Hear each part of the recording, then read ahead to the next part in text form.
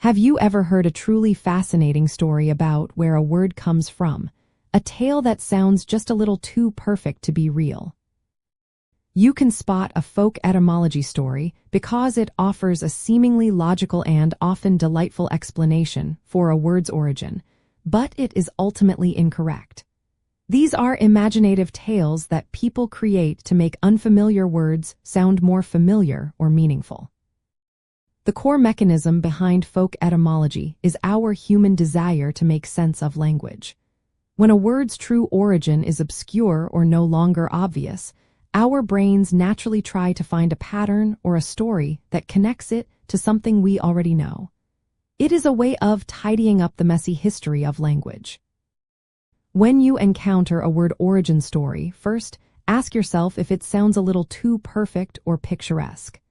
Genuine etymology often involves subtle shifts and forgotten meanings, rather than dramatic, easy-to-digest narratives. Second, observe if the explanation connects an old word to a modern concept or a catchy phrase in a way that feels almost forced. Language changes gradually over centuries, so sudden, convenient links are suspicious.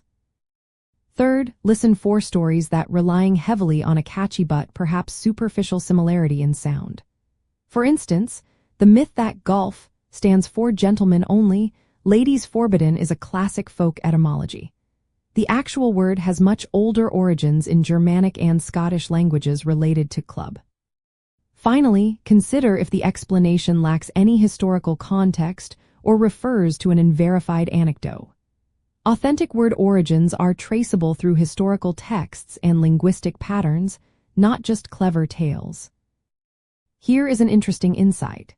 Sometimes, folk etymology is so powerful that it actually changes a word's spelling or pronunciation over time. For example, the Old English word bridegroom originally meant bridesman, but because groom is a common word, people started spelling and saying it that way, changing its meaning slightly. This process is called reanalysis, and it shows the deep impact these stories can have. Understanding how to spot folk etymology stories not only protects you from believing linguistic myths, but also deepens your appreciation for the true, often complex, and wonderfully organic journey of words. It allows you to engage with language not just as a tool, but as a living, evolving historical record, making your understanding richer and more accurate.